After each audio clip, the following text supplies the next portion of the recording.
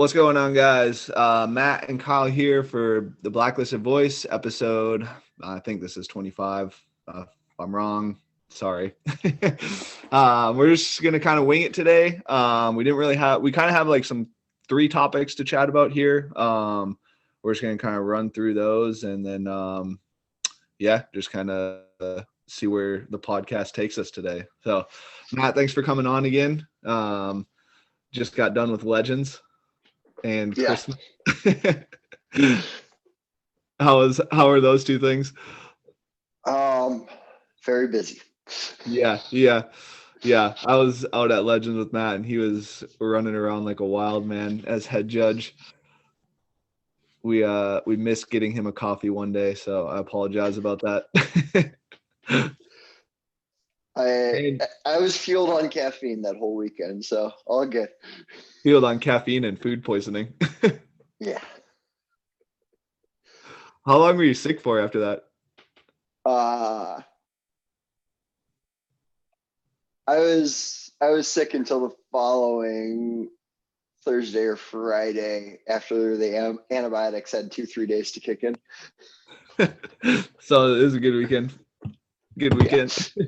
Matt didn't show up on Sunday. I was like, man, I don't know where he is. I texted him. He's like, yeah, I got food poisoning from drinking the water out of the faucet in the fridge. Like, oh, that sucks. Yeah. I feel bad. I'll drink more water. I'll feel bad. I feel bad. I'll drink even more water. Yep. That's very unfortunate, but it sounds like you're doing better now after the training email you sent the other day. So looked like a fun session. Yeah. So but yeah, you kind of wanted to touch on emotions and training a little bit. It's kind of like, I guess, our first topic we'll kick off with here. Yeah. So just with the open now starting to be announced and open prep starting to get into swing, a lot of sessions or some sessions at least, are going to start to have a little bit higher intensity if you're preparing for the open. Mm-hmm. And that's getting back into that like painful side of the sport. And just with the more powerful athletes, I think they can get into that painful zone a lot quicker. And just and then because they can start making themselves hurt fast, you can start being like, oh, this hurts a lot. This is painful, and that's then going to drive up even more tension. So just being careful about how much of that nasty intensity is actually necessary. Mm-hmm. And then the relationship that you foster in that setting and the headspace that you're in can help dictate how much unnecessary tension is going on. Like ideally we're minimizing that so that way we can facilitate better blood flow, better breathing and everything. Outside of a max lift, but yeah. So when you say headspace though, like is that like is that like the individual that's like constantly worrying about how, when I get to this part in the session, am I going to be able to, or the workout, like let's say you open up with 50 toes to bar in a workout, you're like, am I going to be able to hold on for all 50? And then now they're sitting there thinking about that all day. And it's like, well, an elite athlete would hold on to 50. So I got to hold on to 50. And now all of a sudden that like little anxiety piece that's like sitting there in their head coupled with like, well, I have certain goals for the opens. And if I want to hit that, like I need to be able to hit 50 on broken toes bar. Is that kind of what you're talking about? Is like that headspace or? That's that's a little bit different than what I'm thinking of. I'm thinking more of like, all right, I just did this like maybe you did like a short version of 19.1 where you did the burpees and the ground to overhead, and like that hurts. Like that hurts a lot. So Yeah. now the next time you're going into a burpee or some type of similar scenario, and now you're replaying in your mind how much that hurt, and all right, I gotta be willing to fight with it, and that's just creating just extra systemic tension Mm-hmm. and setting you up to be less aerobic in that next workout. Yeah. Okay. So you're talking a little bit more about how, like, my understanding from this is like that mini burpee and snatch workout, or mini burpee and shoulder to overhead, almost creates like this traumatic event that you like survived through, and now all of a sudden you're like reliving that event to go into this next workout. And like, so you're talking a little bit more about like, how do you process that traumatic event, and like, you know, put it off to the side and then move on to this next, you know, next piece of the puzzle for like garnishing your goal or getting closer to your goals. Is that, so that's kind of what you're Yeah. chatting about? Yep. So like, how would you do that then? Like, what Um, are so this is something new that I've been playing with. I've had a lot of success with it so far. Is so bring that intensity and get after it, and like Mhm. it's gonna hurt. Yeah, Um, yeah. but then make it aerobic and fun. So the way I've been doing it, and I've been doing it for started programming it for a few of my more powerful athletes, is all right.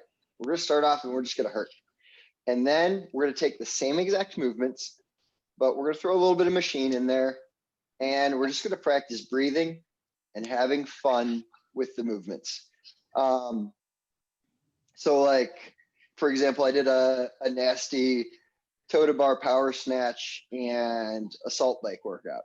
Mhm. And like towards the end of it, I was like, do I even want to do the open? um, but I was like, I don't even want to train anymore today. Like I feel like crap, this hurts so badly. But then I lightened the load a little bit on the snatch, and I did 10 calories, like 3 snatches, 10 calories, 5 toes to bar. And the goal of the movements was, all right, I started to compensate a little bit in the workout. I'm going to try and move better, and I'm going to Mhm. try and breathe better. And I'm just going to try and focus on quality movement. I don't care how long the 10 calories takes.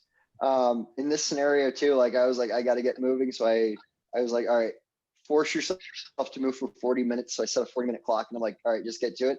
I ended up going probably for 50 or 60 minutes. I went past the time when it ended because I was like, I'm feeling good and I'm having fun. So it went from like screw toes to bar, screw snatches. I don't want to work hard, to like, oh no, I really enjoy doing this stuff. I enjoy moving. I enjoy this sport. I love this stuff.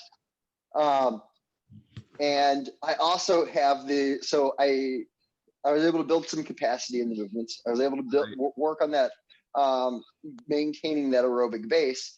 But I also am like, I can get after it and I can hurt. So Mhm. changing that that experience from like, oh, this hurts so bad, traumatic experience, to like, all right, I I have the tools to dig deep like that still. Cool. And I enjoy this stuff. So like just by doing a little back off session, well, depending on your definition of little, Yeah, yeah. uh, but but by doing a back off session like that, it allowed me to completely reprogram what I got out of that session. So like it's just it's building confidence and building capacity at the same time. Yeah, yeah. That's interesting. So like, man, maybe about couple years ago now, I heard somebody talking about how whatever the last stimulus you leave the gym with is like the stimulus that you adapt to. And like, it kind of sounds like that can be the same said for emotions as well. Like the last Yeah. emotion that you leave the gym with is like the emotion that you remember for the next time. So like, kind of to your point, when if you leave the gym like after that shitstorm of a workout and you're like, what in the world just punched me in the face, you're going to be a little bit more anxious when you come back to go do that workout again. Whereas like if you kind of do what you did with like a nice, like, you're still building volume, you're still building kind of some capacity, but it's a little bit more enjoyable, and just kind of like a nice cool down from the session. It seems like it completes kind of like that whole cycle of like, oh shit, like in the Marine Corps is like break you down, build you up type mentality. So it kind of like reinforces that, like, we're going to break you down, but then we're going to build you up. So you're not, you didn't die from that workout and you were fine. You're still able to work afterwards. And then you're going to come back to this next session and kill it. So that's, that is an interesting experience though. Cause like going through my competition experience, like, or when I was training to compete, like I enjoyed like going into that dark place. And I never really was like, I can't say that I was ever really like traumatized from going into it. Yeah. Like I knew it would hurt, but the emotions that I would get from recognizing that it would hurt, like the adrenaline and like the epinephrine entering the system, I think actually propelled me to push harder in the next training session, if that makes sense. I don't know if you've experienced that or not, or.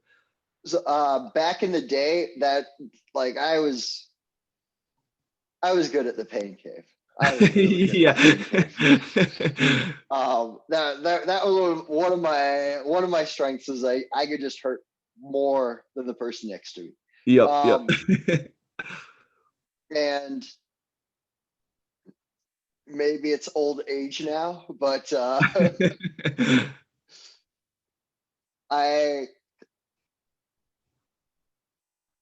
I'm not afraid to go there, but I don't want to live there. Yeah. And my day-to-day feels better not living there too. So it's like I want to know that I can still do a deep dive into that lactate cluster hell. But I'm trying to see if it's possible to build up that ability and that intensity, because you do need to build into digging deep like that. But without having to have that constant pain and that constant hurt. For sure. There's a little bit of an experiment going on there, but so far I'm liking. I've been able to find that I can dig a little bit deeper each time. Yeah. So you're almost like you're getting the sports specific touches that you need for the open, but you're also doing it with a nice cool down afterwards to allow your body to just like, okay, we can go a little bit harder next time. Like, you survived that one, we can go a little bit harder. You survived that one, we can go a little bit harder. Yeah, that's an interesting concept. I wish I knew what it was that like was allowed you just to hurt so bad. I mean, there's got to be more than one variable to this, but like hurt so bad when you were like, 21 to 26 and just like didn't care at all about the repercussions that were happening in your body. You're just like, I'm going to wake up and I'm going to do it again and again and again.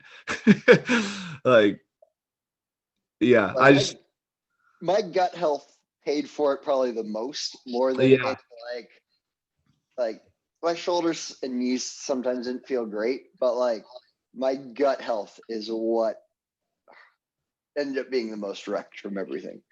Interesting. Yeah. I think I basically stopped. I mean, my shoulder was pretty messed up, and a lot of it was just from tension and not like having like a ton of people or the time to do body work. But yeah, like I just remember just being able to wake up and just do it repeatedly day after day after day. And like, I think a lot of it has to do with like hormones and like, you're still like up and coming. You can just like grind it like throughout the training sessions. But then I think like as you start to get in your late 30s or late 20s, like you start to get a little bit more established and comfortable in life. And like, it almost might be like that comfort thing is just like kind of like keeping you away from hurting every single day, or you just might get sick of the pain. I don't know. Yeah. I think life stress is also a little bit lower in your early 20s than your late Yeah. 20s. For sure. Yeah. As you creeping closer to 30, depending on where you saw yourself in life, like it's like I need to have it's like money, job, like Yeah. Are you? relationships, like all of that stuff. Like it, Yeah. the balance can shift. Yeah, for sure. You're like sick of living on somebody's couch for and making like $0 working like CrossFit coaching jobs. But yeah, that's Yeah. yeah, you'll have to keep us posted on how the experiment goes, but I definitely like curious to see how like it's almost like just a different form of like a cool down, which is kind of cool to Yeah. see. Like you're still building capacity through the cool down. It's not like a wrecking your body. I wonder too if it's like if there is an athlete who's like more injury prone, if they need some sort of different like maybe they dropped way down in intensity, like so weight wise, like, and then they're just doing like like almost like crawling exercises and like banded work and like banded pull throughs that mimic what they just did inside the training session. Yeah. So like if you're, I guess if you're a little bit more injury prone for an athlete, maybe look at doing that if you're looking to adapt this principle or Yeah. so yeah, one of the other topics here was when to change up your training. So like when to just kind of like grind through if you feel like you're in a rut, or when to look to seek a change. Like if you're not getting stronger, if you're not like what's when do you need to look up or look into changing up what you're doing on a day-to-day basis? Like if you're not getting more aerobic, when do you look to change things on a day-to-day basis? I don't know your thoughts on this, but I always think you have to give things like a 6-month to a year trial. And that was, I guess, a little bit more when I first started CrossFitting.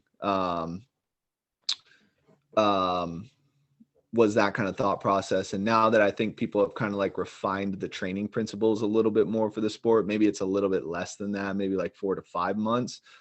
But I've always thought you kind of need to give things a chance. Like if you're doing something for a month, like it's probably not long enough. If you're doing something for 2 months, if you're a fast adapter, maybe you're at that point, but you also don't know if you're a fast adapter for like 3 or 4 years into the sport.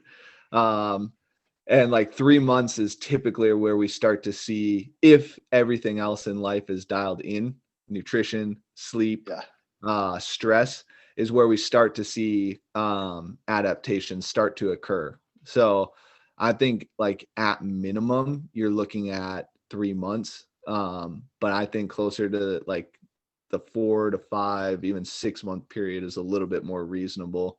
I don't know what your thoughts are on that. But so my first thought, so hearing that question, I think it be interpreted a bunch of different ways. Like Yeah. it could be interpreted as like when you change it up day to day, if like do you need to change your session for that day? Yeah. Okay. And then big picture of like, is this cycle working? And then like so I think for the day to day, like I think it's season dependent of like, all right, is the intention of this session to be like, all right, yeah, you're supposed to be feeling a little bit beat up and you got to get after it? Or are we trying to just build that capacity and having a good understanding of what the goal of the session is, understanding what your coach is trying to do with that session, or if you're following a program, the intention of that program at that given time. So that understanding the goal behind it can be a big factor there. And then, giving it time, and then as long as you're following a program or a coach who understands what they're doing.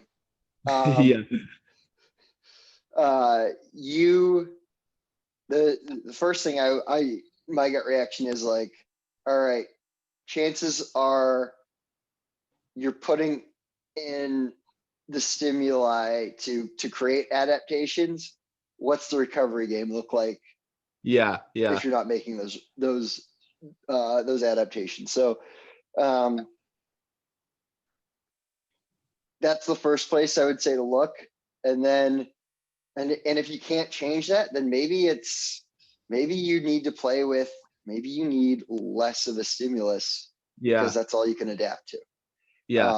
So my gut reaction is, can you change your recovery protocols? And if you can't, look at less volume. Less volume, less intensity. Like the body can only adapt to what it can adapt to. And like, if you're, feeding it 110, I think the big word is, what is it? Adaptation currency. If you're feeding it 110, you can only cash in 100. Like that extra 10's got to go somewhere, and like, it's probably going to go to your health. Decrease to your health. And like, your body's built to survive first. And if you're just giving it a bombardment of stress, its goal is like, all right, how do I live through stress? Not how do I become stronger? How do I become more aerobic? How do I increase this capacity? It's how do I live? And we actually kind of did that when you and I were working together. We took you down to, I think we did 5 days a week, but 3 of the days were just straight like movement work oriented. And then 2 of the days were like harder CrossFit days. And I think you said you had your best open placing in like 4 or 5 years doing that or something like that. And like, it worked pretty well for Matt. He still got some movement in and was still, felt like he was exercising, but we took him down to 2 intense days a week and he killed the open that year. But the other thing I would say is like, if you have a coach and you like, this question comes from you questioning what you're doing, which is, I think, a good thing.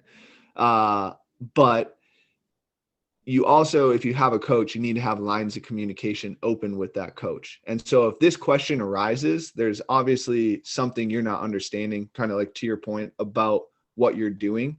So like asking, why I don't feel like this is working, like why, and then you guys can kind of deep dive into maybe you do need a different stimulus than what this, squat progression is trying to give you.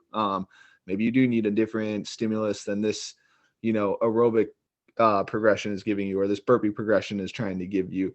And I think it's always important to have lines of communication open if that question starts to arise with your coach, so that your coach can and work with you to change that stimulus and change kind of like the training progression.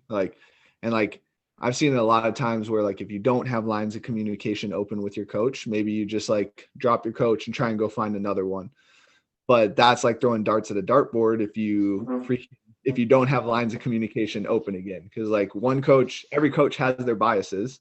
And so like, if you're getting one bias from one coach and not talking to him, maybe he's hitting like, just played darts over Christmas, so maybe he's hitting the 20 section on the dartboard and you go to a different coach and he's hitting like the 8 section on the dartboard, and in reality you need like the 7 section on the dartboard or something like that. And like, if you aren't discussing and talking about your training with your coach, you're going to spend 20 different times trying to find the right dart that sticks into that 7 slot on the dartboard. So I think that's super important to have with your coach if this question starts to arise of, I don't feel like this is working, like what is why are we doing this, et cetera, et cetera. But at the same time, you need to be open to the coach's answers. You need to accept kind of what the coach is saying. And if you are feeling like there's some sort of disconnect there, then it might be time to change things up and find a different approach, because at that time it seems like the trust is broken between the relationship, and it's time for you guys to kind of like move on and you find a different avenue, which as a coach is tough, but you also want to see your athletes succeed. So if they need something different, they need something different. You should have confidence in your coach and in your program. And if you're having questions pop up, if your coach should be able to answer those questions. If your coach can't, it's probably time to find a new coach. Yeah. Like your coach should be invested in you. They should be happy to be like, okay, you want to nerd out on this? Okay, this is everything behind the scenes that's going on. This is why we're doing this. This is why I want to do this. This is how we're going to do it. And this is how I'm thinking we'll play with it depending on how things go. Like if you can't have a conversation like that with your coach, it's maybe time to find somebody else who can have a conversation like that. Yeah, for sure. And then maybe the last point, I don't know if you might have some other thoughts on this, but like, are you having fun? Like, yes, training can be mind numbing. It can be kind of boring, and like you might have to delay instant gratification. So it's not always going to be fun, but when you do get to test and you do get to go to a competition and like you see what your training can do, again, this kind of goes back to the 4 to 5 months thing. Was that whatever you experienced from your testing, your competing, etc., looking back at all that work, did you find that experience and that emotion that you got from the end worth it? Maybe not fun is the right word, but did you find all of that worth it to endure another 4 to 5 months from that? And if the answer is no, then absolutely it's time to change up training and move on from whatever it is you're working with right now. Because it's definitely, if 4 to 5 months of hard training and just kind of like maybe some mind numbing, maybe not the most fun training, maybe not all CrossFit, isn't worth it to see the results at the end of the 4 to 5 months, or at a competition or whatever, then it's not worth it. To like, life's short and your career in the sport is short, and it definitely is not worth it to put up another 4 to 5 months of just not having fun in your training, if that makes sense.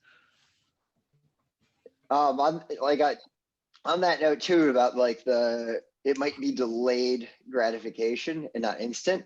Having that discussion with the coach too, like to understand, like, okay, this is what we're working for. And even on that note, like the 4 to 5 months, like for me, like when, so I made regionals 2014, 2013, end of that open, I missed it by a few spots. Like that's when that training started. Like it was a full 12 months to get that reward. So like 4 to 5, like it depends on the level of the goal that you're shooting for, but 4 to 5 could even be a little bit on the short side. Yeah, for sure. I just like, I know in how much our society is geared towards instant gratification. Like 4 to 5 seems like a long time, I think, for people, but especially at like age 21 too, like 4 to 5 months seem like a lifetime, but like now 10 years in, I'm like, God, that's like the freaking blip not even a blip on the radar of training. But yeah, I really think like 6 months to a year. And if you're not in a groove after that, like it's probably time to move on. at least from whatever it is you're following. I followed back in the day. I did my first year of training. I just did like 3 different blogs, and I think started doing like OPEX towards the end. So like just random stuff. And then I followed Outlaw for a year. And then I got a coach for 3 or 4 years. And then I got another coach after that. And then now I'm just kind of doing random stuff again. But like, that was like, it was like, kind of random for a year, followed a progression for a year. Didn't like what happened at the end of the year. I did see improvement on it, but I wanted to take it like another step forward. I knew there was something that could kind of push you to that next level. So I got a coach, spent 3 years with that coach, and then spent another year with another year with subsequent coaches. So it's definitely like if you're looking to get the most out of coaching, it's definitely a long-term investment. Unless you don't feel like the relationship is right, because that can also be a thing. So, yeah. So I just remembered the individual that asked this question or brought up this topic was asking in regards to burnout. So, I think that kind of like the adaptation currency that we kind of chatted about was in regards to the burnout situation, where if you're giving your body too much, you're going to see just not instant, but relatively short career in the sport. I think you've probably seen that a couple times. Yeah. So, but yeah, so like if you guys are experiencing like on a day to day, like if you guys are experiencing maybe 3 bad sessions in a row, if you guys are experiencing, we chatted about it before, in the emotions with training, like experiencing decreases in health, like your sleep's getting interrupted, like you're not sleeping as much at night, like your gut's messed up. Like these are all things that would point to something probably needs to either change in your lifestyle or something needs to change in your training. And those lifestyle factors, like if you don't have the lifestyle factors in line, your training needs to decrease. If you do have the lifestyle factors in line, you have to be more monitoring what's going on with those lifestyle factors so that you can keep training at the highest level possible. And like, it's kind of just like this ebb and flow of adjustment between the two. So, I guess, do you have anything else on that, or? Just I guess just the reminder of like, the goal of your session is to create adaptations. The goal of your session isn't to beat yourself down. So just as you go through that ebb and flow, are you building the adaptation? Did you do enough to where you think you built to give your body enough of a reason to change? Okay, then you don't need to keep grinding if a little bit did the job. Yeah. Just the touch is all you need. Just a little touch on things can be enough. So last topic we have here is deloading, which I think is prevalent for the open. A lot of people should be starting their open prep about this time or about a month ago. Granted, it did change again. So what is it? I think it's like March 11th now is the date that it starts. So what, I guess, I think for people that are starting CrossFit, this is a little bit kind of newer of a term, especially people that are coming out of like a class setting where it's like, if you've spent a year in classes, there's not any sort of progression to the classes. And it's just like, here's a strength for the most part. Here's a strength piece. Here's a Metcon every single day.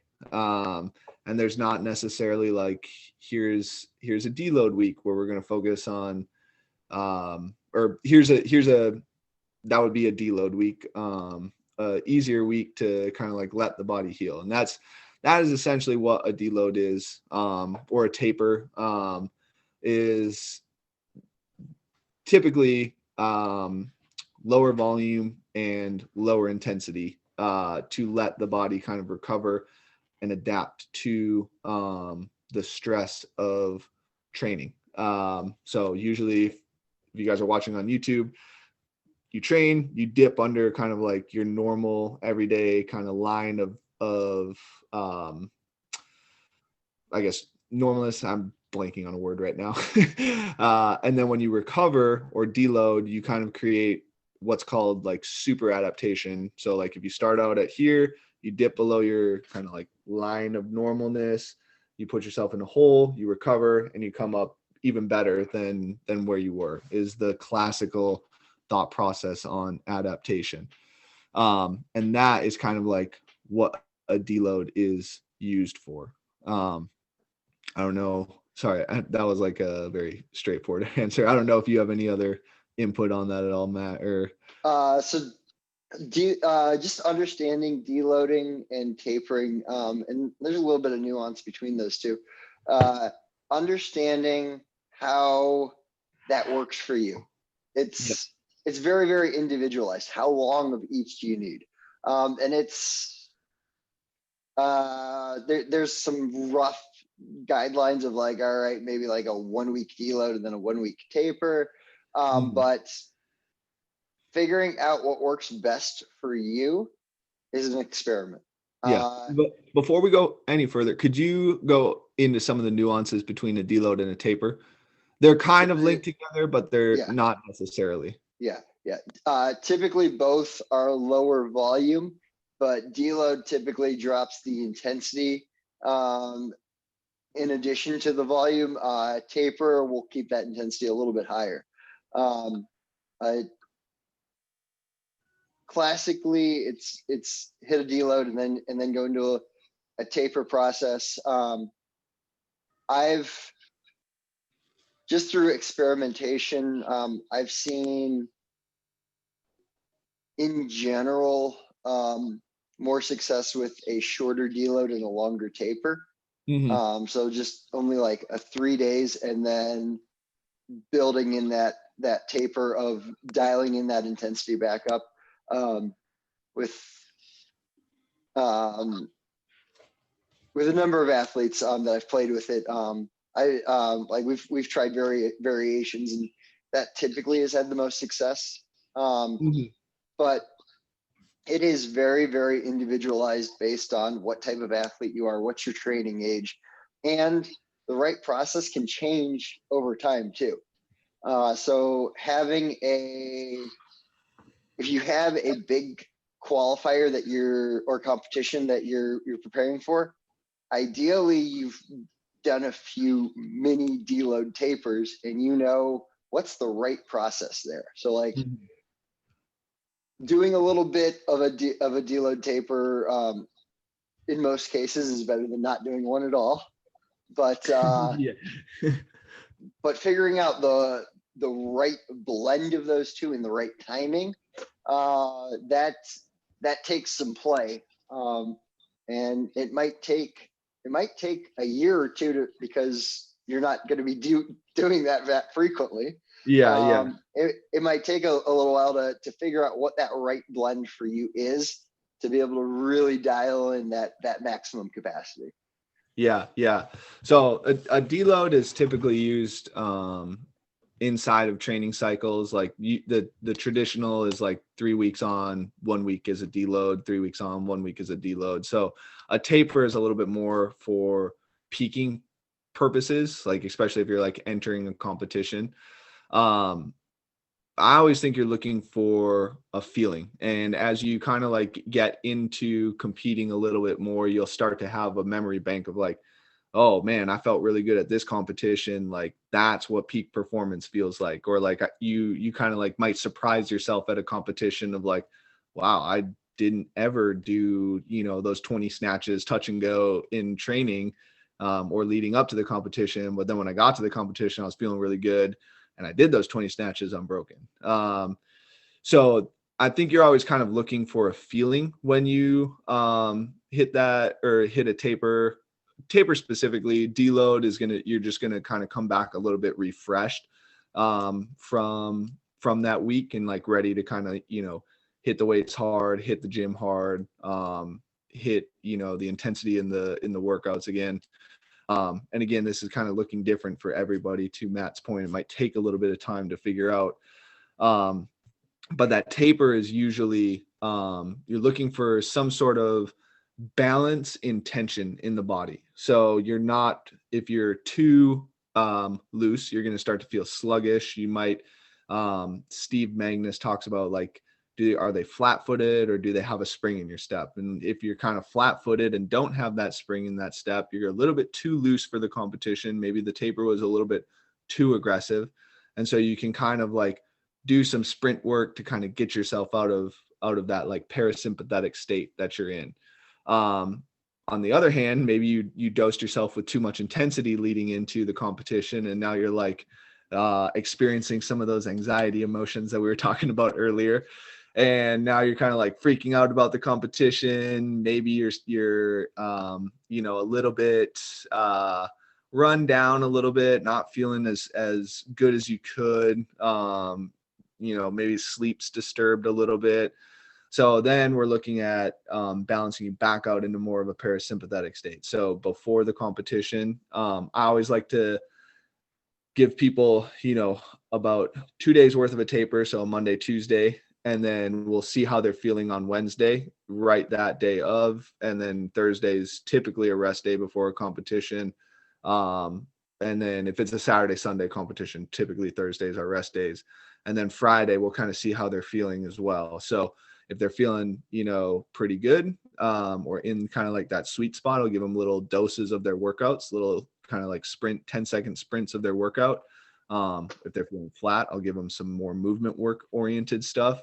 Or if they're feeling, over excited, I'll give them more movement work. And if they're feeling flat, I'll kind of just give them maybe a little bit longer sprints. So maybe in that 15-second range, and try and bounce them back out of that parasympathetic state. So I don't know if you had any thoughts on that as well. Just on that note, like it doesn't matter how you feel either. Like when it comes to the competition day, yeah, yeah. You can feel like crap and have an amazing competition. Like, yeah. It doesn't matter how you feel on competition day, and like you don't need to ask yourself how you feel on competition day. Don't ask somebody how they're feeling on competition day, because it doesn't matter. Right. You have to compete. Yeah. And if you wear any trackers or anything, your HRV is not going to tell you how you're going to perform. HRV is just going to tell you how you might recover from that performance. You can have an HRV in the tank and PR everything. Yep. Yeah. I remember one year, I think it was at the 2016 games, Whoop was just starting. Well, this is not a knock on Whoop, but they were just starting to become like popular in the sport, and some team wore them at the games. And I'm like, why would you want to know that you're not recovering from this? Like, you should know upon waking up that your body didn't recover from the previous day as you slowly roll out of bed. Like, it just seems like such a psychological like disadvantage. But or like, don't look at any of your data if you're gonna wear it.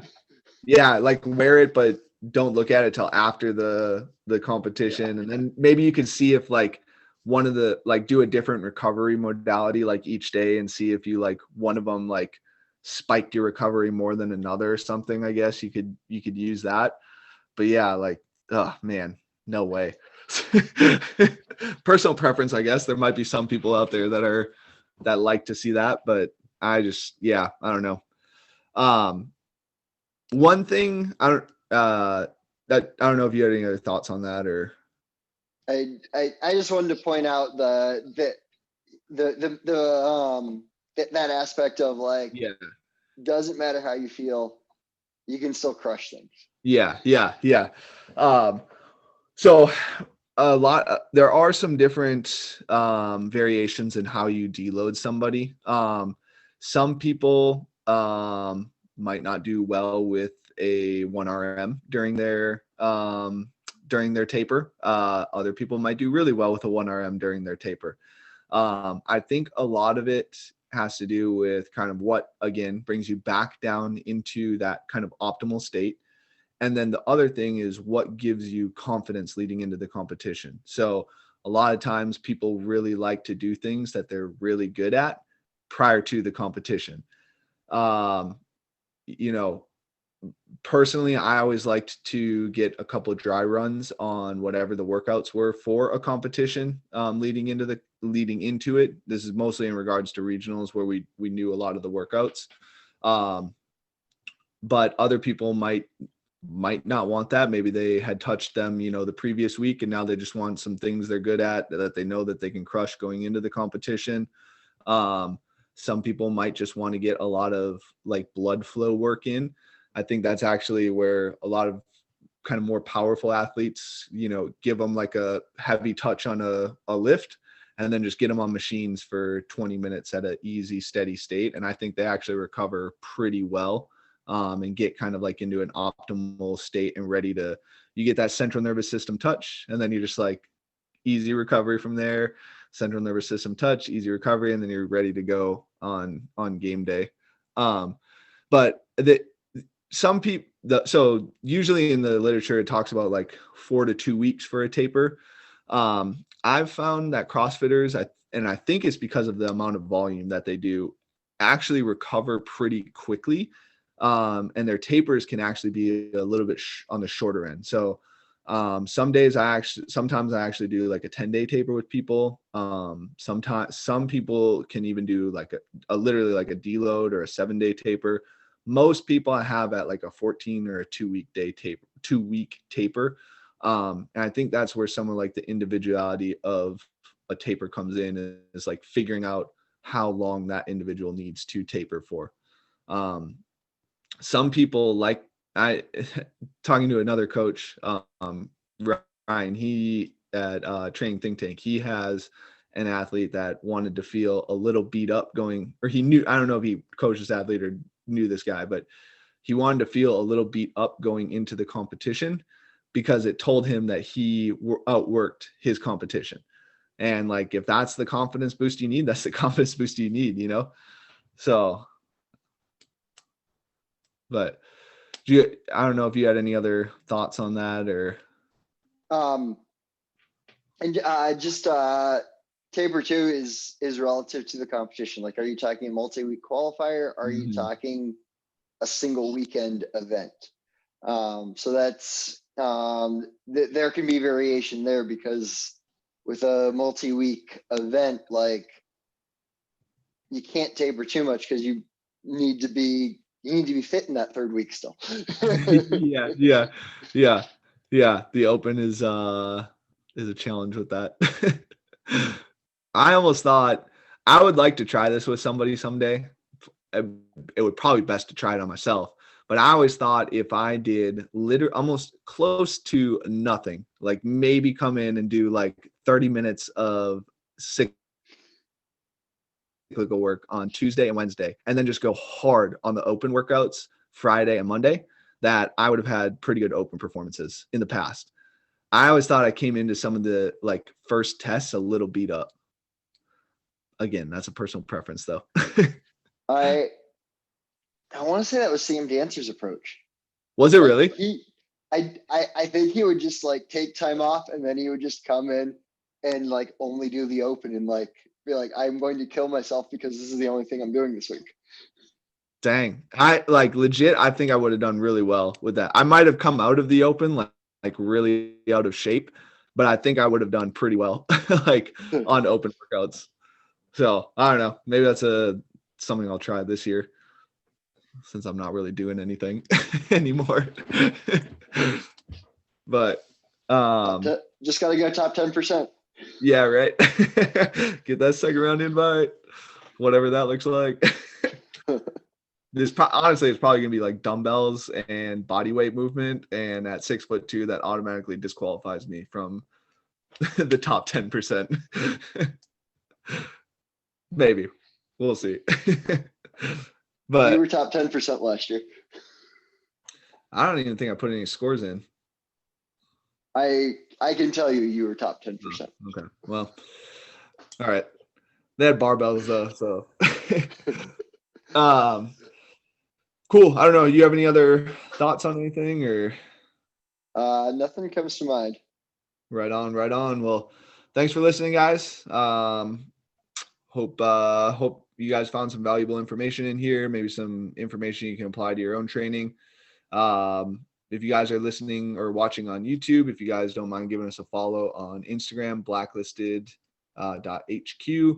If you guys are listening on Spotify, Apple Podcasts, or any of the other things that we're on, you guys can follow our YouTube page. Just hit the subscribe button. We post some other content on there. We're going to start releasing some of our athletes doing a workout once a week, our Saturday sessions. And if you guys don't mind following us on Instagram, that blacklisted.hq again, much appreciated. And if you guys want to follow our personal accounts, feel free to do that as well. I'm not sure.